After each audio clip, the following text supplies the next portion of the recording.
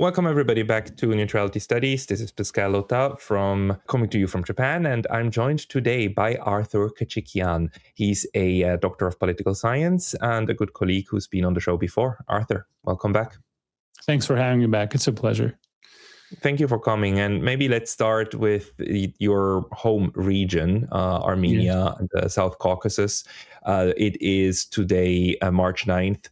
We've been in now 9 days of war with Iran, and very insane war in my views. What is happening in Armenia and Azerbaijan, Southern Caucasus? How is that region currently developing? Well, first, let me say that this is an unprecedented event. Even though we were hoping that this would not happen, there were some cases of this happening before, but we're hoping that this could be avoided. It's a pretty unprecedented war. It's now engulfed the entire region, and with the potential of spreading even further. It's happening right on the borders of Armenia and Azerbaijan, close to Georgia. Reportedly, some attempts were made to involve Azerbaijan and Turkey in this war.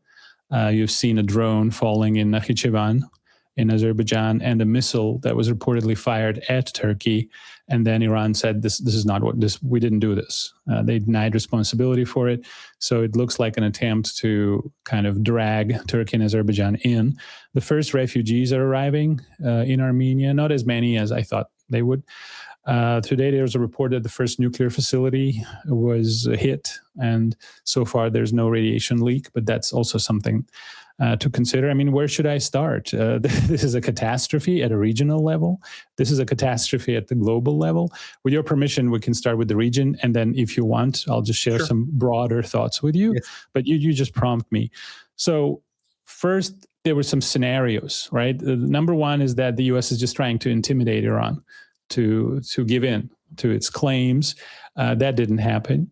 The second scenario was the Belgrade, Yugoslavia scenario, that they would bomb Iran until Iran gives in.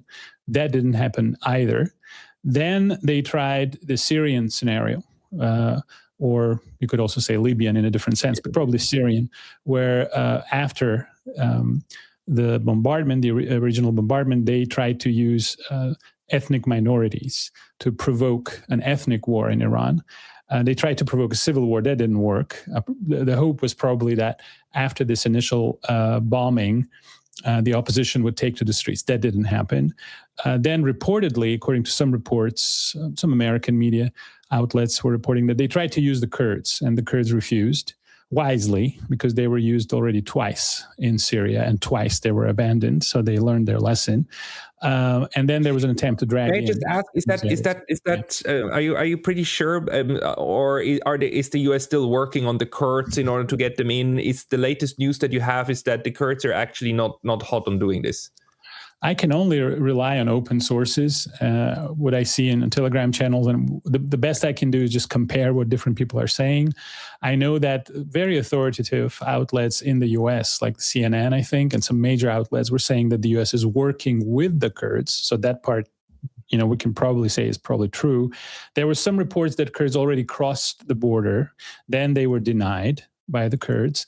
Then there were some reports that they tried, but then they were shot at and rebuffed in Iran. So it's hard to say exactly what is happening, but it's very plausible that an attempt was made to use the Kurds. And it wouldn't be the first time. And it makes sense that you would try to use an ethnic minority in Iran. Of course, there are other minorities. There's a 15 million strong Azeri minority in the northern regions of Iran. There's the Baluch minority, the Arab minority. So if the goal is the dismemberment of Iran, of course, the opportunities are there. And it would make sense because apparently the air campaign, although it was successful, even though Iran managed to respond, it's probably not going to succeed in changing the regime in Iran. Yes, you can bomb Tehran, you can turn it into another Gaza, but it's probably not going to change the regime. So then at some point, both sides will find themselves in an impasse. What do? Let's say you destroyed all of the ballistic missiles in Iran, destroyed all the drones, you bombed these people into oblivion, you killed another 165 10-year-old girls, just appalling. What do you do then? How do you change the regime? Well, you got to put boots on the ground, as they say. Well, hopefully, it's not going to come to that because that's going to be suicidal. But there are some reports. Well, actually, there were some statements that the U.S. does not rule it out. But they tried to use other people first, the Kurds, probably the Azeris. Now that that hasn't succeeded, they would probably consider this step, which would be a total catastrophe. I was just reading and watching some documentaries and reading, just refresh my memory on the war in Iraq and the war in Afghanistan. And this is what amazes me, is that we refuse to learn. We refuse to learn. When you invade a country, you may be successful in removing its government, changing the power structure of that country, but then you have to understand that the only reason why whatever regime you created, the only reason it exists is because you are there. So then do you stay in there indefinitely and support this new political architecture and then suffer 4,000 casualties in Iraq and 2,500 casualties in Afghanistan, and then you withdraw because you realize that you can't stay there forever? There's an asymmetry of interest, asymmetry of resources, and asymmetry of legitimacy. So eventually you're going to have to withdraw, and whatever you created is going to fall apart spectacularly, like it did in Iraq and Afghanistan. Are you about to repeat the same mistake in Iran? It's a lot bigger, from what I understand, and the population is huge. How are you going to control this country? Are you going to do the same thing now? So Vietnam, Iraq, and Afghanistan were not tragic enough. Now you want another one, another tragedy. It's very hard for me to understand. Hey, very brief intermission because I was recently banned from YouTube, and although I'm back, this can happen anytime again. So please consider subscribing not only here, but to my mailing list on Substack. That's pascalotta.substack.com. The link's going to be in the description below, and now back to the video. I don't know, like I know people say like these were moments when the United States lost the war, but I keep saying like, no, they didn't. South Vietnam lost the Vietnam War. The Afghan Republic, or whatever it was called, lost the Afghan War. And Iraq, well, Iraq too lost the Iraq War. And until today, you know, their oil proceeds are managed in New York. And the government, I mean, the parliament has already asked the United States to leave several times, and the US just simply says no. They still control Iraq. They have like logistical control and air control over Iraq. I mean, and by extension, Israel. So, I mean, also Libya. People keep saying like, oh, it's a complete disaster. Yes, for the Libyans, but not for the Israelis, not for the Americans. For them, it is, you know, if chaos is what you want, then it's actually quite a success. And in my view, you know, the strategy, especially the Israeli strategy in its immediate neighborhood, has been massive amounts of chaos, because it helps you to control the region. So if absolute chaos is what the US and Israel want for Iran, then, you know, like carpet bombing and so on, and destroying all semblance of all possibility for normal civilian life, well, that's exactly what you would do. Of course, it presupposes an extremely vicious goal, but I have no indication at the moment to rule that goal out. Yes, but eventually you would bear the political and moral, if there is such a thing, responsibility for what you did. Because you invaded this country, you changed the political balance within that country, and now if you withdraw, then you're responsible for the consequences. The Taliban prevailed. No, that's the point. You're not. How many Americans did hang from a tree for Afghanistan? How many hang for Iraq? How many hang for Vietnam? How many presidents were put into prison in The Hague for any of those? Yes, no, but these people have no responsibilities. They will never bear responsibilities. Yes, I will speak to that and then share an observation with you. Let's go. 59,000 young Americans died in Vietnam. And then later on, President Carter said that the domino theory was a stretch. That is a crime. Over a million Vietnamese. 59,000 young Americans who are not on the street protesting the government back in Washington. I mean, it's really diabolical, but I do think these people think in those terms. But Arthur, let's continue with your analysis, because I think overall the point that this is not a war that can be won is absolutely correct. But where does that leave us?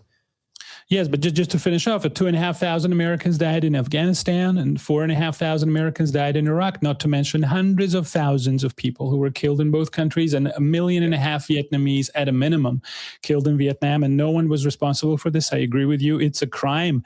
There is a French saying, if you kill one person, you go to jail. If you kill 50 people, you go to a psychiatrist. And if you kill 1 million people, you become a hero and you get a sculpture erected in your honor. So, why would the U.S. walk into the same trap? Why would they do the same thing? Apparently, number one, some very dangerous religious overtones coming from Washington. People speaking in terms of the Bible and Armageddon and the return of Jesus Christ. I mean, this is very dangerous. We have a leader, a group that leads the most powerful country in the world, a nuclear power, a superpower, and they're talking in terms of a religious war, like a Christian jihad or a crusade. So what is going to happen next? Now we're going to have the next Raymond of Toulouse or Guillaume of Bouillon or Richard the Lionheart. I mean, Pete Hegseth. I mean, he speaks like a boy. I mean, he's a great guy with a very respectable career, but I mean, he sounds like a teenager who is enjoying the fight. I mean, this is pretty dangerous to frame this in terms of a religious war. What I want to say, Pascal, is that what we're witnessing is an earthquake. This is an international earthquake of global proportions. This is the end of international law, international legitimacy, international public opinion, international organizations, the UN system, the post-1945 world order. In fact, it's the end of any world order. It's the end of the entire idea of equilibrium, common European security, the Conference on Security and Cooperation in Europe. It's the end of the entire arms control architecture. We pretty much, START was not renewed. We pretty much now only have the Comprehensive Test Ban Treaty that's more or less being respected. The non-proliferation regime is on its way out. The INF Treaty, gone. The Anti-Ballistic Missile Defense, ABM Treaty, gone. Conventional forces in Europe, gone. Open skies, gone. Am I forgetting anything? There must have been something else. All these treaties just gone out the window. The entire arms control system has fallen apart. The entire philosophy of sustaining peace by mutual understanding, compromise, and equilibrium out the door. We have seen the end of liberal dream. This is the end of liberalism. For the last 400 years, English, French, Dutch, American, and other authors told us that the ideal condition for the human society is liberal democracy, that democracies live in peace with each other. They don't attack each other, and it's the ideal form for both internal and external politics, starting with Thomas Hobbes, to John Locke, to John Stuart Mill, to Jean-Jacques Rousseau, to Montesquieu, to Adam Smith, to Voltaire. All these people now have become irrelevant. We went back 400 years of liberal thought. You have a democracy, a leading democracy, behaving this way for the last 25 years. People will tell me, Arthur, you're exaggerating. It's just one person. It's not one person. Britain and England and France are joining. We have the General Secretary of NATO saying we are an alliance of democracies. We're going to join this war. We have the US, German Chancellor. Who literally, like in the Oval Office, pats the back of the President of the United States, saying, "No, we are with you in this one." Yes, so Mr. Fukuyama can go back to the 90s and write his book again. This is the end, but not the end of history. This is the end of liberal democracy. This is the end of Western liberal democracy, because everything we knew about Western liberal democracy is out the window. The free press, finished. The force of, the power of public opinion, gone. Liberal values, talk about liberal values, killing 165 children and not even talking about it, gone. Economic interdependence, institutional constraints, all of these elements of liberal theory just fell apart. And we're now walking on a cemetery of world orders and ideals of how to prevent war. This is what humanity was thinking since times immemorial. If we went back, 13th century BC, the first treaty between Ramses II and the Hittites, I always forget the name. Anyway, it was 13th century BC. If we took the time machine like Austin Powers and went back to the 13th century BC, and they asked us, people of the future, we want to know, how do we avoid war? Tell us. We would say, we have learned absolutely nothing. in thousands of years of human history, we have absolutely nothing. We are now walking on a cemetery of world orders. We just have a fresh tomb, which is MAGA, Make America Great Again. That turned out to be a hoax. Right next to it, we have George Bush Sr. with the New World Order. A few steps away, we have Mikhail Gorbachev with his New Thinking. A couple of steps away, we have another tomb for Woodrow Wilson with his League of Nations. Then next to it, we have a Concert of Europe of the 19th century that fell apart. Then we have the tomb of Immanuel Kant with his Perpetual Peace. Then we have dozens and dozens of other tombs. We've talked about this before. All the liberal thinkers, Jeremy Bentham, the Assembly of Europe. We have the Saint-Simon, Abbé de Saint-Pierre. We have the Duke of Sully, European Federation, European Council, the League of European Nations. All of it is a cemetery of these ideas, humanity trying to control itself, trying to prevent war. All of it has fallen apart. This is a huge cemetery now. But the thing to understand is it was taken apart by the liberals themselves. It was taken apart by the apostles of this kind of system. I mean, just your own country of Armenia, just look at how the EU just treated you. It is the very people who profess that they want to defend democracy who go out and support the most kind of blatant authoritarian political movements, as long as they're working in their general geopolitical kind of frameworks. Yes. Well, yes, of course. We have our new dictator. We have our new Saddam Hussein, who is arresting the members of our church, the clergy, the opposition, the journalists, and he's supported by Europe. Would France or England or Germany tolerate a lawyer thrown to the ground in front of the courthouse because he wrote something on Facebook? Would they tolerate the Archbishop of Canterbury being pursued, criminal charges being initiated against him, or any archbishop in France or Germany being arrested simply because it disagrees with this government? The hypocrisy of it is really hard to bear. It's these double standards. I'm a big liberal. You know this. I believe in this. I told you when I was a teenager in the USSR, I used my grandma's old shortwave radio at night and to wake up at 2 a.m. to listen to, the Radio Free Europe or Radio Liberty or BBC. I was very pro-Western, pro-liberal, and for me to realize that everything I believed in turned out to be a hoax is pretty painful. Of course. Because democracy now basically turned into the art of manipulating the public opinion using the social media. And in a democracy, you see that the government, instead of being accountable to its voters, it's accountable to lobbyists and private group interests and donors. Yeah, it's a complete corruption of democracy. I must say it is parliamentary democracy that we are talking about. It's kind of easy to capture elite version of the project of actually empowering the masses. And I must say, if you go to Switzerland and you look at how the political process works there, we still do have more of this liberal dream that's alive. Although I must say it's packaged very, very differently. But it's parliamentary democracy, which just ends up captured by the interests of certain groups that then all answer to certain capitalist frameworks. Yes, it's the English model, going back to the model parliament of the 13th century. Sadly, it seems to have been corrupted. And you're, of course, from the country of Jean-Jacques Rousseau, who believed in direct referendum and volonté générale. Of course, it's a different model. But we really have to rethink the way in which we manage ourselves, because democracy has gone out the window. Look what's happening with the leading democracy in the world. This is an enormous moral blow to all the ideals that we have been cherishing for the last 400 years. True, although the thing is, these ideals, they were never universally rolled out, right? I mean, women were not really part of it from the get-go. And let's not forget that the leading democracy in the world, the United States, was then a leading democracy on the graveyard of an entire civilization in its on the North American continent, right? The genocide on the indigenous Americans was a prerequisite for the modern United States then to exist. So it was never a project for everybody. It was always a project for a group, and then the discussion always was, should it apply to this or that that minority or not?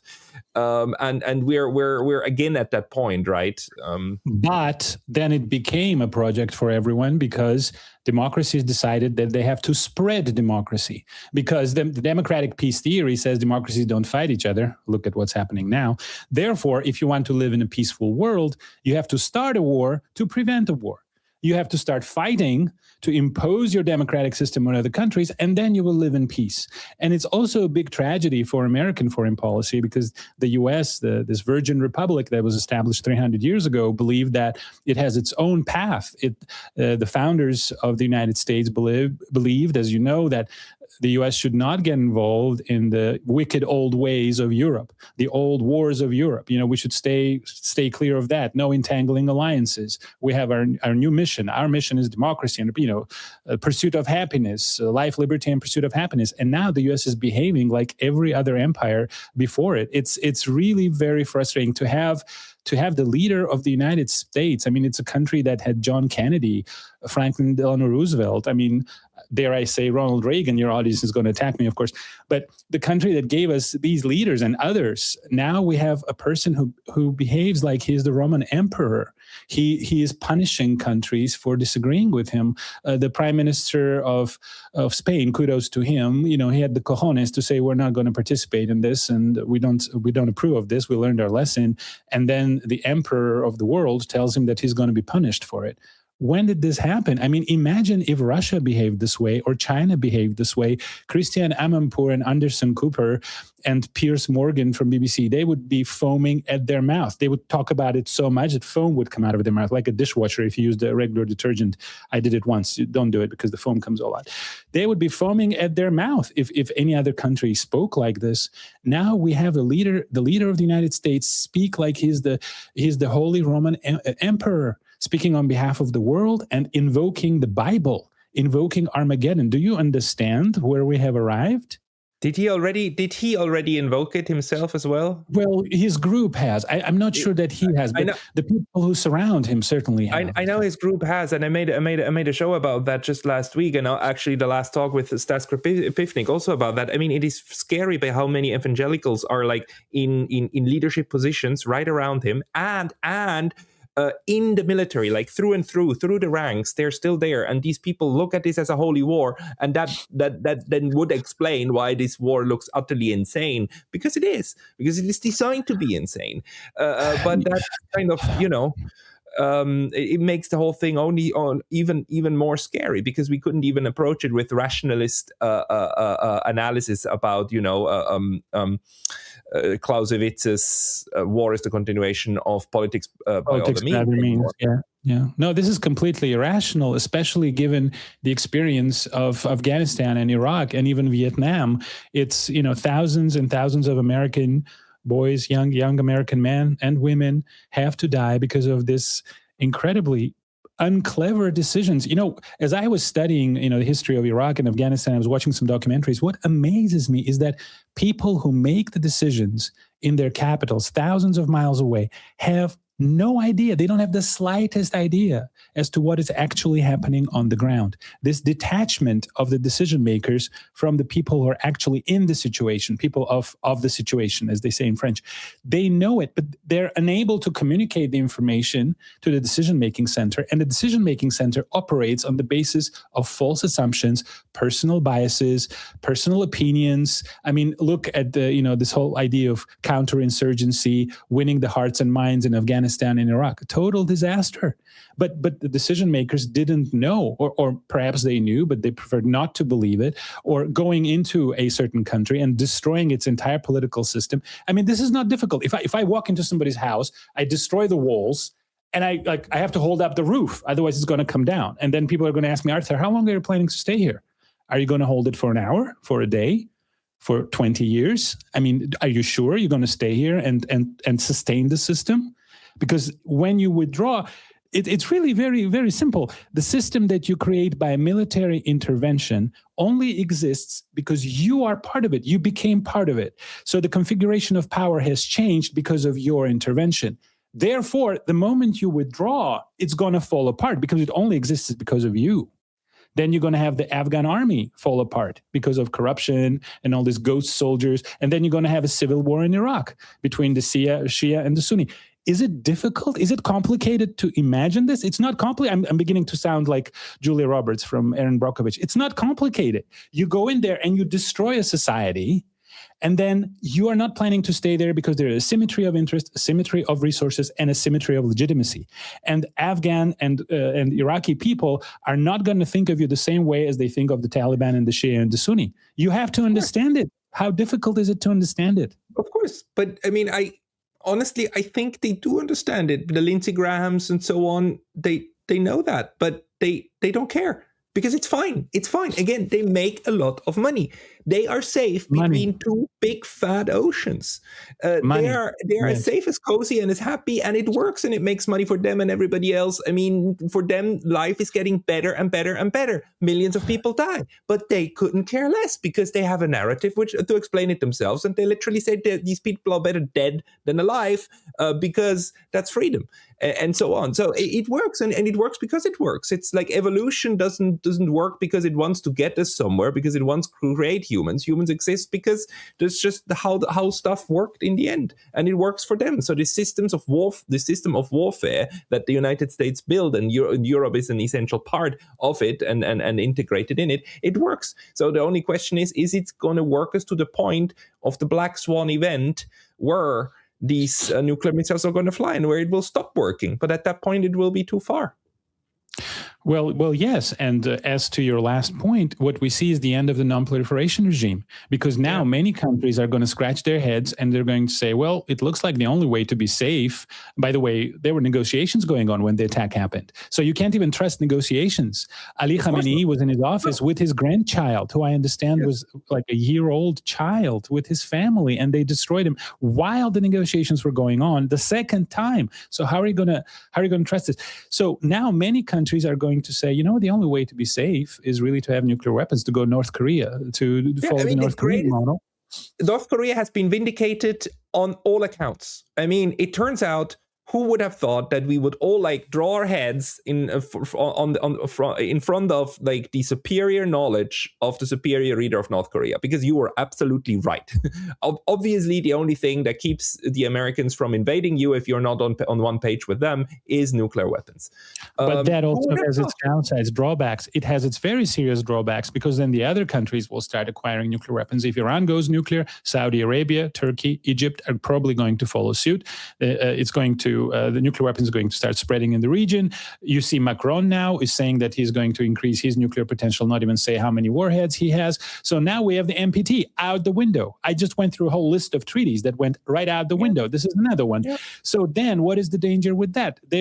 My wonderful professor, one of the best instructors I've had in the US. By the way, the US has some of the best IR experts in the world. I admire them. But why is there such a mismatch? We talked about this the first time, between the expertise of the IR community in the US and the foreign policy of its government. I would never understand this. Anyway, he counted more than 160 cases, I think. I may be wrong with numbers, but over 100 cases of an accidental nuclear war, where accidental nuclear war was possible during the Cold War. Computer mistakes, human error, a bear climbing a fence in Minnesota that sent nuclear bombers into the air because the wires were connected the wrong way, and the signal was sent that the US is being attacked. A tape loaded into a computer with an imitation of a nuclear game that was taken for real. A Norwegian missile launched into the atmosphere, scientific missile that the Russian radar took as a nuclear launch. A flock of birds flying over a radar in Turkey that was taken for a Soviet nuclear attack. There are over 100 cases. Multiply this by the number of countries that are going to be involved.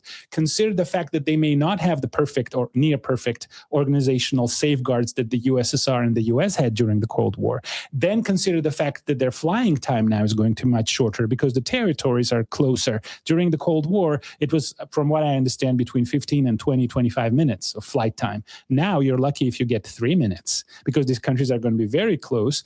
Now we have supersonic missiles. Now we have certain missile defense systems that may give one of the sides the illusion of being able to launch first with impunity. So this is not the stability of the Cold War. This is extremely unstable situation. If nuclear weapons start spreading, do you people understand what you're doing? doing. This is an international earthquake. This is an international earthquake. Oh, we didn't talk about a small little detail. Now we're doing away with the entire post-1945 international system, international institutions. We have the president of the US bypassing the United Nations. I think over 30 organizations related to the UN. Now the US is withdrawing from these organizations. So this is an earthquake. And everything we had and everything we knew about IR fell apart. And then to your other point, is this a world war? Well, let's look, let's think about this calmly, because everybody's saying world war, world war. What is a world war? It's a war where most or all great powers are involved, that takes place in more than one continent or more than one major region of the world.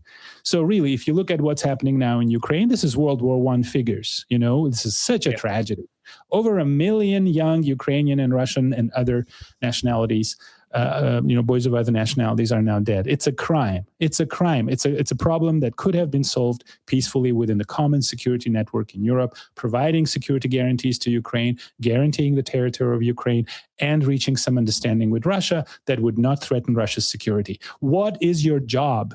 You people go to college for what purpose? You call yourselves diplomats. This is your job, to negotiate these agreements before 1.5 million young people are killed. This is your job, and you failed at it. So there's a war in Ukraine. Now we have the Middle Eastern war. We have, certain sounds coming now from China with reference to Japan, with reference to Taiwan.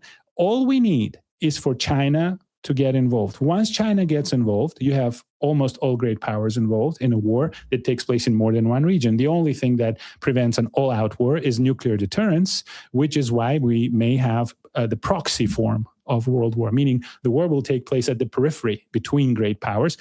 Although one day they may try to do something that happened, I think, last year or a couple of years ago, when the Ukrainian forces attacked one of the components of the nuclear triad, Russia's nuclear triad. And apparently that made Russians very, very angry, because this is the kind of thing that can provoke a nuclear war. So we're walking at the edge of a precipice, Pascal. And it amazes me what kind of leaders we have. We talked about this during our first interview. The level of leadership in the world. It's just forget it. You can't compare these people to the people who led the world during the Cold War. I mean, I already mentioned some names. Maybe we should dig up Khrushchev and John Kennedy, and they can tell us the lessons of the Cuban Missile Crisis again, because apparently we forgot all about it. No, it's such a bizarre moment. It's so also bizarre just to see that how, if the United States goes haywire with Donald Trump, how the entirety of Europe follows it. It's like how, because I think one of the mistakes we make is to think under the framework of, the national good. We've still got too much of this idea of maybe also the realist paradigm that states do what's in their interest and so on, and they weigh the options, and then they balance or they hedge and blah blah blah blah, all the lovely things we've developed in international relations in order to kind of make sense of a 19th century world, which is what most of these theorists used in order to make sense of it. Maybe they went also back a little bit to Rome whenever they ran out of cases in the 19th century. But the thing is, it doesn't operate like that. Like you cannot understand the actions of the United States if you don't look at the interests of Israel and the interconnection of these two systems. It is, it's not one country, two systems. It is two countries, one system, because they influence that they have on each other in the political process. John Mearsheimer told us, right, about the Israel lobby and so on. I mean, and it's not just that this lobby has influence, but it is the entire lobbying system, which then also gives the military-industrial complex, it's the healthcare complex, and so on. And that, together with a transatlantic elite, which is buddies and almost literally in bed with each other. If you look at what we learned from the Epstein files, right? How the highest echelons are all intermingled. And look at the files, look at the names. All of the Europeans are in there. There's hardly a Japanese name, hardly a Chinese name, hardly an African name from people inside like the actual African continent. This is a transatlantic kind of blob elite that works then together and moves the entire elitocracy in certain directions. So it's not we are not operating under national frameworks. And this is just really hard to wrap our heads around, I believe. No, it's very disappointing. Yes, democracy has been hijacked. America has been hijacked. I'm a U.S. citizen. I go back to the States. Like I told you, it's a shadow of what it used to be 20 years ago when I was young. The country has been hijacked by these global elites. And, I jokingly said that Vladimir Lenin came to me in my dreams and told me that, you remember what I taught you in school, is that the capitalist world, the financial and industrial elites are going to unite. And then you're going to have these transnational corporations that are going to put their governments in their pockets, and they're going to start fighting for the distribution of resources in colonies. Of course, this is not exactly what he said 120 years ago, but it's pretty close. Formation of these elites that have their own interests at heart, profits, controlling the entire world and controlling the government. This is what I mean by the end of democracy. It appears that the lobbying groups, the donors, the private interest groups, and I'm not just mean the Israeli lobby, there are many other lobbies, they have more power to sway the U.S. government than the U.S. electorate, or those thousands of boys and girls, men and women who are supposed to die for these people. Yeah. And then time will pass, and then people like Hillary Clinton and Barack Obama are going to say the war in Iraq was a mistake. Well, bring back 5,000 people who died for it and hundreds of thousands of Iraqis. Or go to prison. Go to prison. Just show that you actually take over some responsibility. Yeah, you killed all these people. Take responsibility for your decisions, but they will not. Yeah. They will say, I was given the wrong information. I was just watching a documentary about the Iraq War. It's pretty amazing how the decision makers pressured some people at the CIA to produce the evidence they needed, and how the U.S. Secretary of Defense said, I need references, I need proof. And instead of that, they told him, just take our word for it. And that's when they fabricated these pictures of secret labs and of planes spraying anthrax that wasn't even there. It was shot years ago. And this famous thing with, I don't know how to say this in English, the little thing. The flask.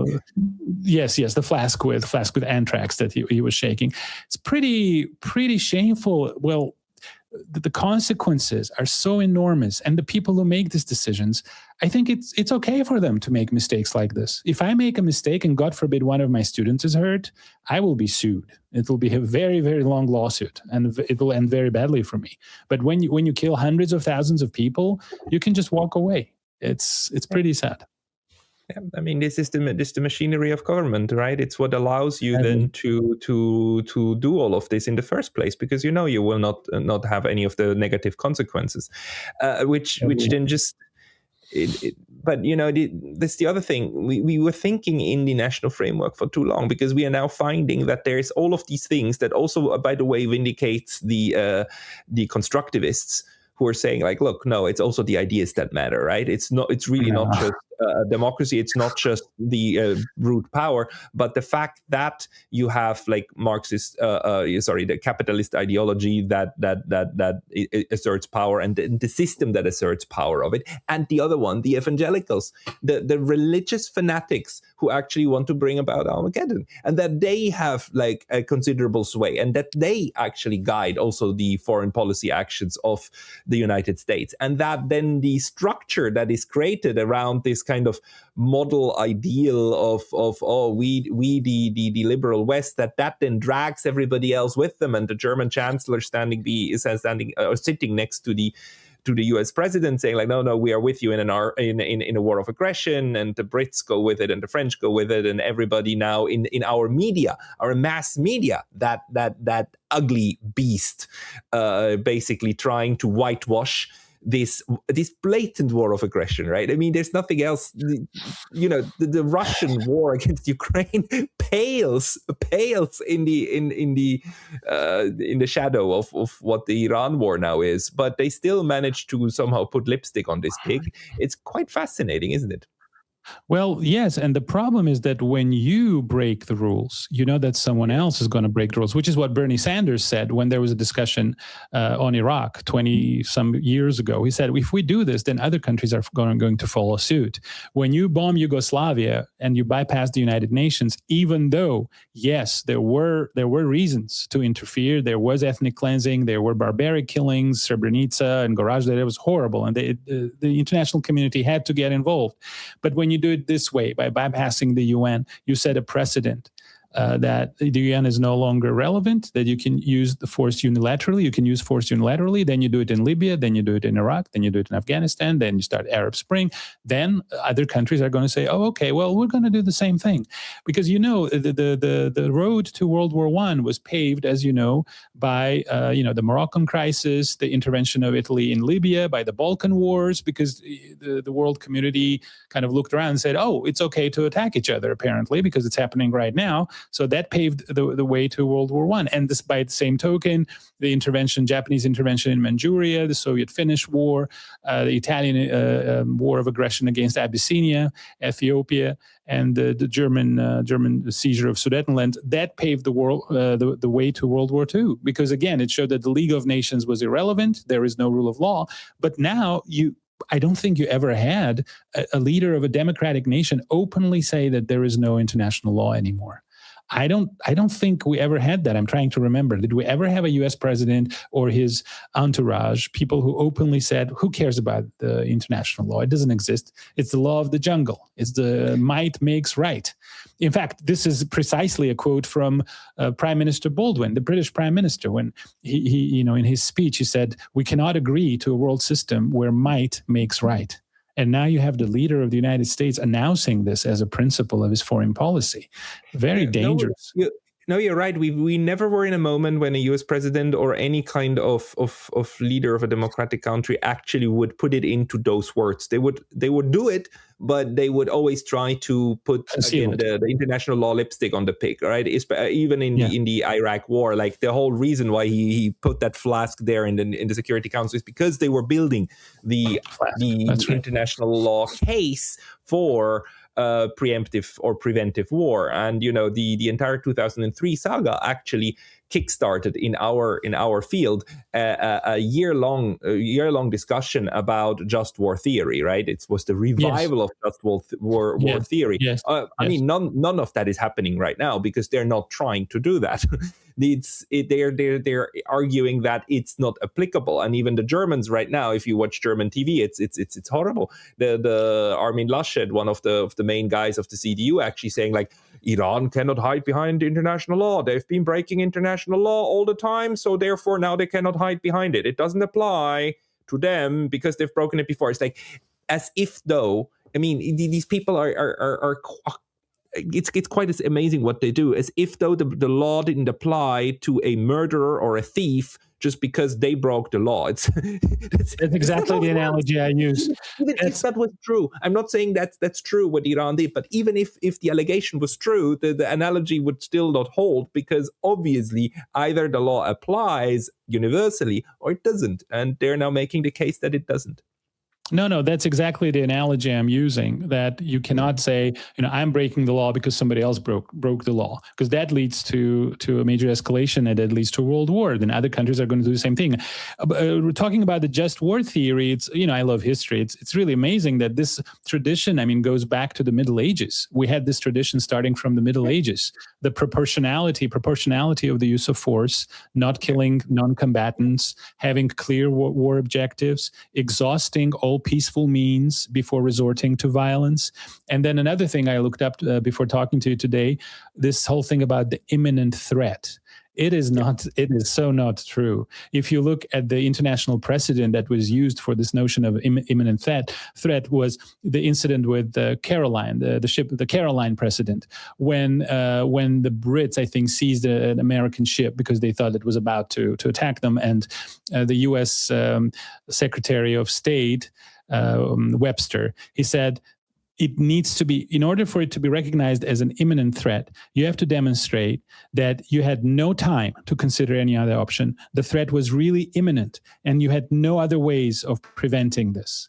I just looked up the exact quotation. It'll come to me. So basically, it has to be clear and present danger. It's going to happen right now, and you have no time to consider any options, and you have no other ways to address it. Well, the negotiations were going on. The negotiations were still going on. You can't say that. You can't make this argument. If you want to live in a world where there is no law, then just abolish the police in Japan or in Armenia and see how you're going to like it. What you're going to have to fend for yourself. Absolutely, and just for the IR or international law nerds among our listeners, there's in just war theory, there's this distinction between a preemptive war and a preventive war. Yes, and the only yes, thing that's allowed is preemptive, because that means the other one is basically already aiming the weapons against you, just hasn't pulled the trigger yet. But the weapons are aimed and locked and loaded, as the US president would say, right? Only in those circumstances it is preemptively kind of, you can use that as a way to build a case toward a preemptive strike, but everything else is considered preventive, and preventive strikes, even by just war theory standards of the Middle Ages, is not admissible. I have the quote: necessity of self-defense, instant, overwhelming, leaving no choice of means and no moment of deliberation. That's the quote from 19th century precedent. And it's a little bit similar to like self-defense in many countries. Like, I'm not a lawyer, but the principles are similar. When somebody enters your home, I mean, unless you live in Texas, you can't really shoot them. You have to show that you try to remove yourself from the situation or resolve it by some other means. And then there was a clear and present danger to your life. And then maybe you can argue that that was self-defense. So this is clearly a big stretch. The international institutions and principles are compromised. The whole institution of negotiations is compromised. How will Iran now negotiate, and what guarantee does Iran have that in 6 months there's going to be another attack? So this is the Gaza scenario or the Houthi scenario right now, because it ain't Yugoslavia and it's not going to be Syria or Libya. So it's going in that direction. So hopefully we will not see much more devastation and civilian and military personnel being killed. And hopefully in a few weeks, perhaps the countries can reach out to some intermediary. Maybe some mediator will step in and allow them to save face and exit this situation, whereby the US will claim victory because it pummeled the Iranians, and the Iranians will claim that they won because they didn't give in. So maybe something like this can be negotiated. But it's a huge problem. And the root of this problem is in the mid-1990s, when the world leaders decided to abandon the idea of collective security, to abandon the wisdom of centuries of international thought. The only way to be secure is when you cooperate with everyone else and you consider everybody else's interests. This is the only way to do it, and the only successful example is the Concert of Europe that worked for 40 years precisely for that purpose. But in mid-1990s, a decision was made, screw the Russians, we're going to do what we want. And that's when you have action on the one end, you have counteraction on the other. When you build alliances on this side, you will have counter alliances on that side. When you start intervening and changing governments in your region of the world, you're going to have other countries do the same. Intervene and change governments in the other side. It's the law of escalation. It's the law of action and reaction, the law of the security dilemma. We discussed all of it. So sometimes I feel like I should get a refund on my college tuition. And I don't even know why I'm teaching IR. You are an IR instructor, What's the point if the decision makers don't have the faintest idea of how international relations work and what the fundamental principles are? Maybe you and I should go design some app for people to look sexy on TikTok. We'll make more money.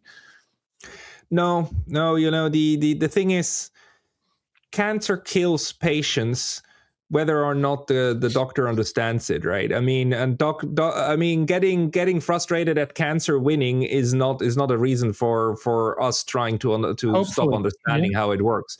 It's as sad as it is, but we are not at the end of times. I mean, we are just another iteration of people who for the last hundreds, if not thousands of years, try to understand why goddamn war keeps killing so many people, and we still within these thousands of years have managed to fix the system. And we are not at the end point. We're somewhere in the middle. It's a great point. It doesn't make it better. The thing is, and what I believe we've done as a species is we've been somehow successful at managing violence, even mass violence, on the nation state level. I mean, on the smaller unit level, right? And I said that in a different episode, but it takes quite something to come up with the idea of separation of power, right? Of checks and balances, of a system where central power is controlled, even in a way that it then keeps a society stable. If you look at the description of like England 400 years ago, or Europe, or even other places. It was pretty brute and harsh and short, right? Life. Yes. But so we managed that, and we did that successfully, and we are more or less good at that level. But when it comes to the macro level, we are still within anarchy. We have no proper international system. I mean, the best idea in the last 100 years that we had, and we tried to implement it twice, is to create a global policeman.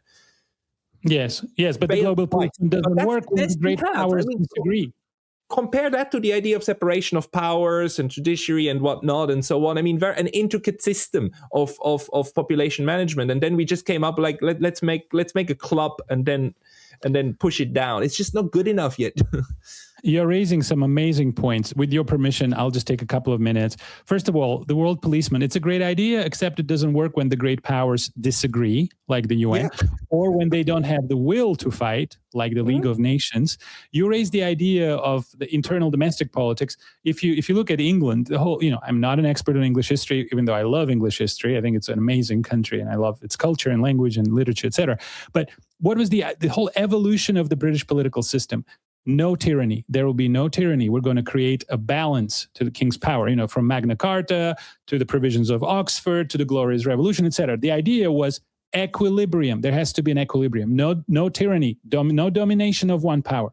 Equilibrium. But look at what's happening internationally. It's the tyranny of the hegemon on the international stage. So it's exactly the opposite of what's being done domestically. Now, regarding the world orders, we talked about it last time. 1648. What's the reason for the war? Intervention, religious wars. What do? We establish sovereign states, no intervention, in theory. Of course, it happens again. So we have sovereign states, territoriality, independence, autonomy, and that's going to, root out the wars. No, it happened again. Then we have the Treaty of Utrecht, equilibrium. What's important is to maintain the equilibrium of Europe, right? 1713. Ad conservandum in Europa equilibrium. We have to preserve the equilibrium in Europe. Doesn't work. We have Napoleonic Wars, 1815. What's the reason for wars? Revolution. What do? Holy Alliance. Suppress revolutions. Don't let revolutions spread. Austria walks into Italy. Russia walks into Hungary. In Piedmont, in Naples, revolutions are suppressed. We have the Concert of Europe. The Concert of Europe. The idea that you can rationally manage the equilibrium of power. So no single country should become too powerful, because that is going to hurt the others. And in the end, it's going to hurt that country as well. So you have almost mathematical management of the balance of power in Europe for 40 years, until the Crimean War, until the German and Italian reunification. Then you have World War I, and then you have the recipe. What's the reason for World War I? Secret treaties, balance of power wars, entangling alliances. What do? We say no to balance of power wars. We're going to rely on the power of public opinion and what's moral and what's ethical. And then Edward Carr makes fun of it. Then the League of Nations falls apart. So every single time we try to build something, this is, it's so sad, because you mentioned this during our first interview, the Helsinki process. The Helsinki process, mid-70s, the Conference for Security and Cooperation in Europe. I feel like I lived my life backwards, like somebody pressed rewind on my remote control. My life is going backwards in mid-70s. Look at the society of the mid-70s, not early 80s, but mid-80s. Arms control, equilibrium, common European values, new thinking. This would be the case for constructivism, and look what happened. I'm glad you mentioned constructivism, by the way. I'll mention my book, etc. So in mid-70s, we knew this. We started the Helsinki process. We started talking about a common European security system. And then that too was abandoned again and again. You mentioned constructivism, right? What do constructivists say, for those who are interested? The way you see the world is going to change the world. If you think of anarchy not as something that leads to violence, but something that gives you an opportunity to cooperate, you can change the world by thinking of it differently. What we just saw right now shows exactly the opposite. When you have a certain power distribution, it's my theory, I have to still prove it. When you have a certain power distribution and one country becomes so powerful that it can do whatever it wants, certain type of people and certain views about the world begin to prevail. If we can do whatever we want, then I have a lot of ideas. We're going to change governments. We're going to interfere. We're going to intervene in these regions, in other regions. These kind of people, it creates an opportunity for them to come to power. We cited this before. Power corrupts. Absolute power corrupts absolutely. The US didn't behave this way during the Cold War. Well, in some regions it did, but not globally. The US spoke, it condemned the Soviet aggression in Afghanistan. Remember, they even boycotted the Olympic Games in Moscow. I would argue that there's still some liberal tint on your yes, there is. Yes, there because is. I had the discussion with David Gibbs, who says, like, look, the Americans made the Soviet invasion of Afghanistan all but impossible. This was very much part and parcel of how they goaded the Soviets into invading. Well, yes, Brzezinski said that. He admitted that in his interview. They asked him, "What about tens of thousands of dead Afghanis?" And he said, "What are you talking about? We ended the Cold War. Wasn't it worth it?" He said that it was a trap that was set for the Soviet Union. It was. So in a sense, the US system never behaved differently, or at least after the Second World War, because before the Second World War, you had that thing where they said no involvement in Europe, right? Even the First World War, was kind of they went, but then they went back again, right? But something changed dramatically in 45, but the system, especially the system that we've seen build up with all of these security agencies, what used to be the OSS and is now the CIA. So we haven't accounted for in our theories for the impact of like psychopathic individuals and how they can manage to infiltrate the system, and we haven't accounted really for the idea of a state within a state, the CIA and so on. Unaccountable and unauditable and black boxes that we don't know, but the only thing we can be sure is that they have very, very powerful control. And if some of the elites don't play along, then, well, you're a Martin Luther King or a Malcolm X or a John F. Kennedy or an RFK for that matter. And that's how the system then manages itself, and we don't have a proper way to account for that and the strategy to deal with this. Yes, it's like Bolsheviks condemning imperialist wars all over the world, and then they initiate their own wars. Yeah. It's the human nature. It's the nature of human creatures and of our society. There is no ideal formula. And you're right, I still have a little bit of that liberal tint. I don't want to give up my faith in the liberal world, in the United States, in the West, but sadly, reality just punches me every day in my face, including me personally, because this terrible government we have in Armenia, with the support of the West, is now basically sanctioning and oppressing and repressing everyone who tries to criticize it, and I'm one of them. So it's a joke. I became a victim of my own ideals. It's so funny. But funny in a very unfunny way. It's in a very depressing way. But at the end of the day, we are all we victims of our own actions or of our own systems. I don't know how to put it. It's like, how many people share this frustration. We don't want this, and we live in the West or whatnot, right? A large part of my audience is in the United States. We all understand we don't want that it works like this, but it does, and it feels so horrible. and that's what IR theory will tell you. It doesn't depend on what you want. Go, if you want, Pascal, sometimes to just get inspired, go watch some footage from the ceremony with Chancellor Kohl, the German reunification ceremony. The big prayer that they had. Go watch the meetings between Gorbachev and Reagan and Margaret Thatcher. God forbid I said her name. Oh my God, please don't kill me.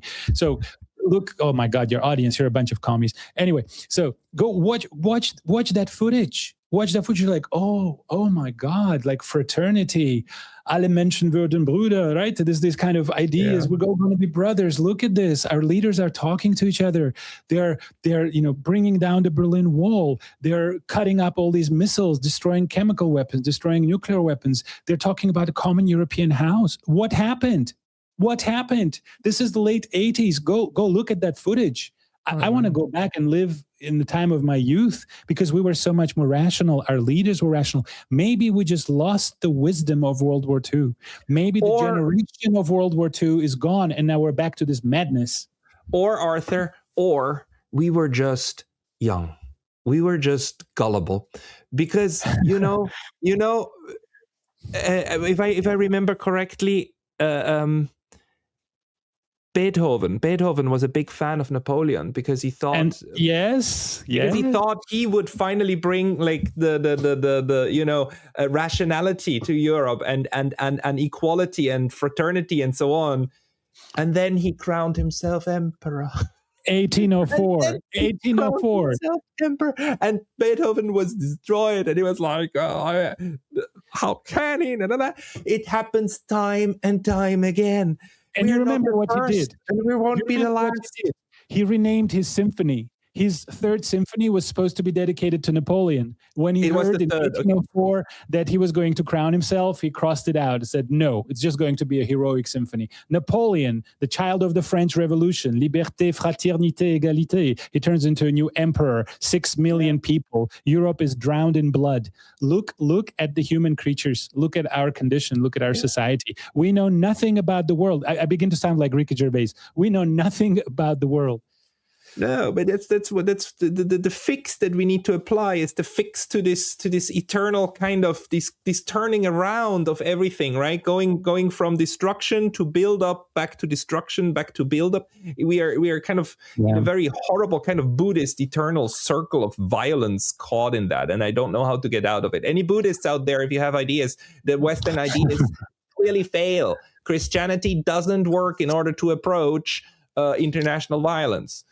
No. And sadly, there will be no rebound after a nuclear war. We could learn, maybe World War II was our last big lesson, and we learned that lesson for a few decades, but now apparently we have to learn it again. Sadly, the nuclear war, if it happens, God forbid, is not going to give us second chances. We're not all going to move to Latin America and wear masks to defend ourselves against radioactive substances coming down from the atmosphere. It's not going to be fun. So yes, we seem to go through these cycles. Sadly, we lost the wisdom. We unlearned the lessons of World War II. Remember President Eisenhower? He was a war hero during World War II, and he was the one who was warning us about these private interest groups, about the military-industrial complex. He was right. And sadly, here we are. I just want to hope that this madness will end and these leaders will finally come to understand that there is no other way to assure your security other than having collective security, collective discussion. It's not the leaders, it's the system. I'm still convinced it's a complexity problem. 8 billion people. We are species not good at managing 8 billion. We can't do it. And we end up killing our own. So we can't manage the complexity of 8 billions because in the end, Donald Trump is he's the outcome. He's a symptom of something much, much deeper, right? This war is a symptom of something much, much deeper, and we haven't properly figured out how to do the management on that level of how many people we are currently. Yeah, well, yes. It's a big crisis. It's a big crisis of governance. We have to research, why do people like this come to power? Why is it that the democratic institutions fail at constraining them? Because that's part of the democratic peace theory, is that democratic institutions are going to prevent a leader like this from declaring war. And instead, the Congress approved it. You saw it, right? There were a few days ago, there was a vote, and they approved the war. So one more strike against the democratic peace theory. They didn't approve the war. They approved the right of Donald Trump to do that, which is in breach of Constitution. So it's like, you're dissolving the entire idea on the constraints internally, right? So it's a big crisis. It's a big philosophical, conceptual crisis. What do we do with private interest groups? What do we do with lobbyists? What do we do with donors? Maybe there is a way to organize elections in such a way that you don't need a lot of money to run for office. I don't know how to do it. Then you will become less dependent on lobbyism. And lobbyism is a big problem. It's an evil that needs to be rooted out. The elected representatives should be accountable to their voters, not to private interests. It should be banned. There are over 1,500 lobbying firms in Washington. Over 1,500 lobbying firms. This is not a democracy. This is the rule of money. This is the rule of oligarchs.